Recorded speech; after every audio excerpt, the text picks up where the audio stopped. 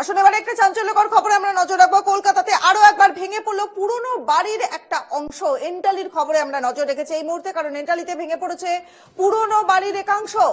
বাড়ি ভেঙে পড়ে আহত হয়েছেন দুজন, আহতদের হাসপাতালে ভর্তিও করা হয়েছে। পুরসভার তরফ থেকে বিপজ্জনক বাড়ি বলে চিহ্নিত ছিল এই বাড়িটি। ছবি দেখাচ্ছে সেই বাড়িটির। ঘটনাস্থলে পৌঁছেছে পুলিশ এবং পুরসভার কর্মীরা। কলকাতায় ফের ভেঙে পড়লো পুরনো বাড়ির একটা অংশ। এর আগেও বেশ কয়েকবার কলকাতায় পুরনো বাড়ির অংশগুলো ভেঙে পড়ার ছবি আপনাদের সামনে আমি দেখিয়েছি। আমাদের সহকর্মী সঞ্জনা লাহিড়ী এই মুহূর্তে রয়েছেন আমাদের সঙ্গে। সঞ্জনা, আরো একবার পুরনো বাড়ির অংশ ভেঙে পড়লো। এই বাড়িটাকেই কিন্তু বিপজ্জনক বাড়ি হিসেবে চিহ্নিত করাও হয়েছিল বলে জানা যাচ্ছে। আর কি কি তথ্য পাচ্ছ সঞ্জনা? যারা আহত হয়েছেন তাদের শারীরিক অবস্থা কেমন? দেখা গিয়েছে যে ৫৫ নম্বর ওয়ার্ড এন্টালি থানা এলাকার এই একটা ১০০ বছরের পুরনো বাড়ি। এই বাড়িটিতে কিন্তু দীর্ঘদিন ধরেই পুরসভার তরফ থেকে নোটিশ দেওয়া হয়েছিল যে বাড়ি মেরামতের জন্য, কিন্তু তারপরেও বাড়ির যিনি ওনার তিনি কিন্তু বিষয়টা গুরুত্ব দেননি। বাড়িতে দুইজন টেনেন্ট থাকেন এবং তাদেরকেও বারংবার বলা সত্ত্বেও অবশেষে তারা আজকে সকালে বাড়ি মেরামতের কাজ শুরু করে। যে পোর্শনটাকে বিপজ্জনক বাড়ি বলা হয়েছিল মূলত, সেই পোর্শনে কিন্তু আজকে কাজ শুরু হয়েছিল। কাজ শুরু হওয়ার আধ ঘন্টার মধ্যেই কিন্তু এই বিপজ্জনক পরিস্থিতি তৈরি হয়।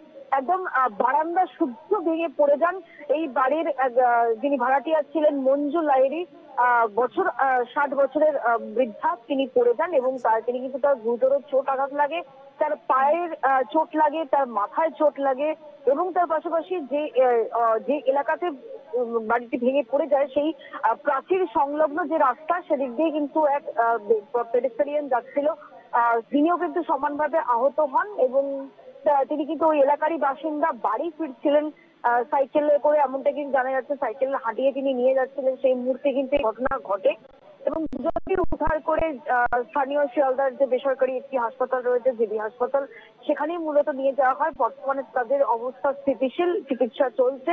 বাড়ির যে পোর্শনটা বিপজ্জনক, যেটা বারংবার বলা সত্ত্বেও ভাঙছিল না বা সেটা মেরামতি করা হচ্ছিল না, সেই পোর্শনটা কিন্তু পুরসভার তরফ থেকে পুরোটাই ভেঙে দেওয়া হয়েছে এবং বাড়ির যে সার্বিক পরিস্থিতি, অন্যান্য যে সমস্ত বাড়ির যে কনস্ট্রাকশন পার্ট রয়েছে সেই পার্টটা সঠিক রয়েছে কিনা সেটাও কিন্তু পুরসভার ইঞ্জিনিয়াররা খতিয়ে দেখছেন।